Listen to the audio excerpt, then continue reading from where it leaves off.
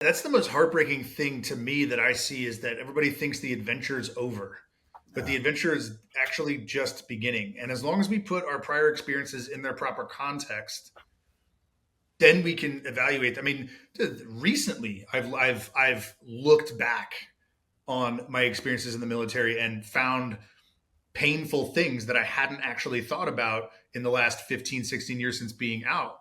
But I was able to put them in the context and step back from them a little bit and say, like, huh, I'd never thought of it that way before. What do I think about it? I did it to myself, right? I'm like, well, what does that mean? And just like get curious and wonder. And then, some of them I talk to other people about, right? And then you it's through curiosity and conversation, evaluation, and that's an iterative process too. It's not just in some of it needs to happen in here, some of it needs to happen in here, but then some of it does need to happen in community and in conversation with other people. And maybe that group's a little bit small, right? Like you're not going to share that stuff with everybody necessarily, but doing that work allows you to find out like, okay, who are the people that I can talk to about this? And sometimes that's somebody outside of the military. Sometimes that's somebody who doesn't have those experiences. Like, hey man, I was looking back on this thing and I'm very, very confused. I'm like, oh well, yeah, I've been working with you for the last 3 years, and here's how I see you. You're like, oh my gosh. I talk about, and I've actually talked to athletes about this and veterans. I think there's three types of mentors that you need to seek out when you leave service or you leave sports. The first mentor is people who did what you did and then became successful.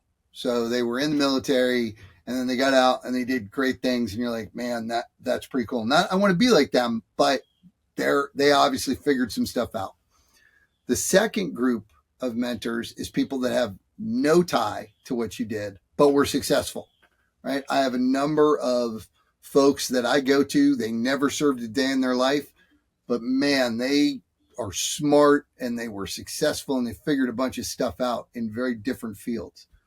And then there's this third group that nobody thinks about. And it really, I actually think it should be for everybody, but it certainly contributes to the veteran experience and the athlete experience is you need to go find mentors that are younger than you. And if you think about it, the two places where people are constantly coming in and they're younger than you, the longer you stay there, the older you are, but you're being pushed, right? You're being pushed physically, you're being pushed mentally, you're being pushed by your values as generations come in with different experiences. And when you get out, 5 years out, I looked around, everybody's a middle-aged white guy. I'm like, wait, this doesn't make any sense. Like everybody thinks like I do. So I started to seek out these people who were younger than I was to say like, hey, how do you see this? Right? When I write an article, I'll send it to a couple of folks and I'll be like, hey, tell me what resonates and does this mean anything to you? And sometimes it's like, I don't know what you're talking about. Like, this isn't, wow. Okay. So this is a different target audience. And I get a lot of challenge to, wow, I was thinking it was this because of my experience, but they're seeing it a very different way at their age. So maybe it changes my thinking or how I communicate it or whatever. But I think it's really important to have those mentors that you were talking about who you can bounce stuff off of, but they shouldn't all look like you.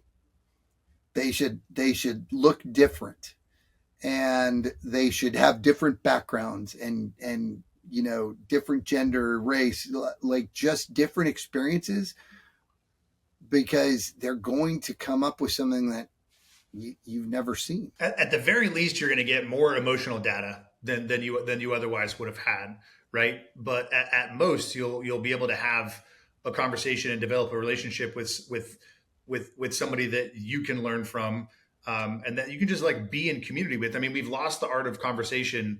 I think, and listen, I'm as guilty of it as anybody because I host a podcast that's a very structured way of having a conversation, but part of why we've lost the art of conversation is because we've lost the art of community. And we lost the art of community because we're not just that interested in other people anymore. We're constantly looking at like, how can I respond to this person, or what?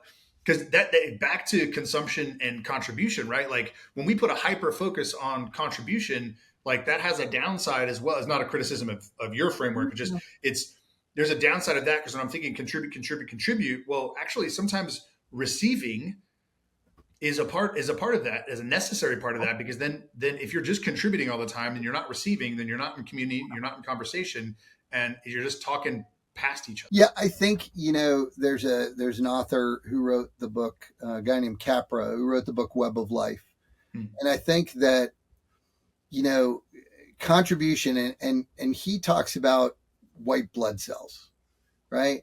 White blood cells have cognition in that they know what they do, they know what they're supposed to do, they know what they're supposed to attach onto and what they're not supposed to attach onto, right?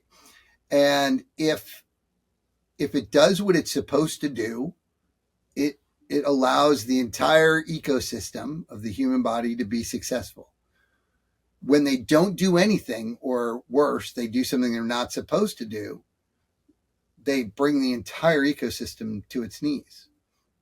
And I think when you contribute, I think there is a give and take, right? It's what do I attach to the right thing?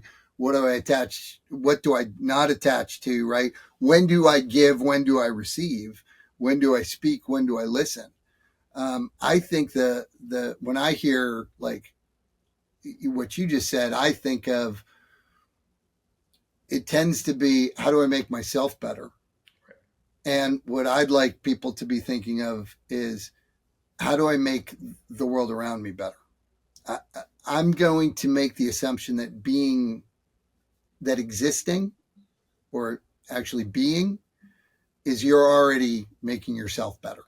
So if you're going to move to that next level, right, then how am I making other people better? How am I making the world around me better? And I think to me, that's contribution, right?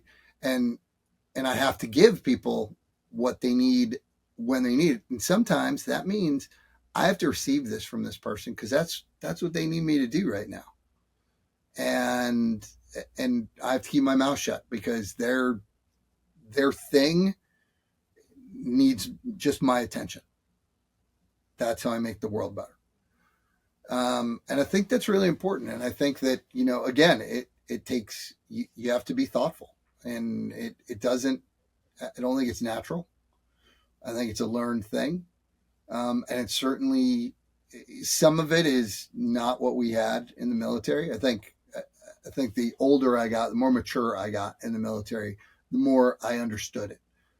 But it took me a long time to get there. Probably by the time I was a senior 03, I kind of figured it out. But up to that point, I was just kind of a jackass. Yeah, and sometimes it's awkward, and even when you've been practicing it, it's awkward, and sometimes it might need to be. I mean, back to the spousal example, right? Like sometimes, if my wife just starts saying some things to me, I'll just be like, "Hey, what are you looking for me in this? Do you want a response? Do you want my thoughts, my opinions, my advice, my critique? Do you want any of that? Do you just want me to listen? Do you want me to be quiet? Like what is it that you're looking for from me?" Yeah. We don't do that enough with anybody. I mean, I think spouses are the kind of low hanging fruit example, I think, because a lot of people can pretty easily grasp onto it and get the idea. But the more practice we do, the more that we practice that with everyone in our lives, especially our professional counterparts, mentors, mentees, like that opens up. It does. Yeah. It does. Instead of looking at everything, oh, there's a problem I have to solve. As opposed to, oh, you just want to vent to me. I got it. I'm listening. Yeah, those sons of bitches, they suck. Yeah. Right? And that's okay, because that's what that person needs at the moment.